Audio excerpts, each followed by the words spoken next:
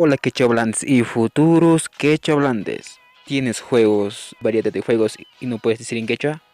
Pues hoy día aprenderás a cómo puedes decir y a escribir, porque la mayoría de nosotros ya sabemos hablar quechua, pero no sabemos escribir. Así, por eso hoy día aprenderás dos cosas. Uno, a cómo decir y a escribir.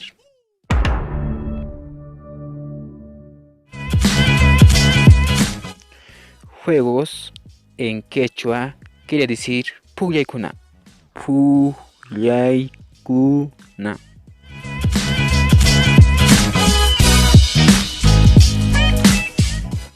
Noqa pullani pelota t'aqlliyta.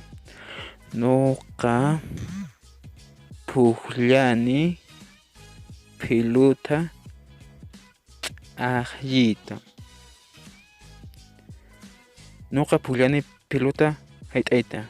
Noqa pullani pelota hayt'ayta. Noqa pullani Fortnite chayta. Noqa pullani Fortnite chayta. Noqa pullani Clash Royale. Noqa pullani Clash Royale. Noqa phawani. Noqa phawani.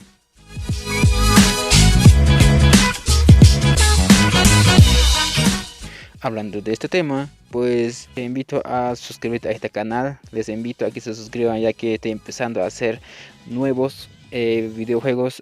Este canal se llama Puyaykuna, que quiere decir juegos en quechua, donde estoy empezando.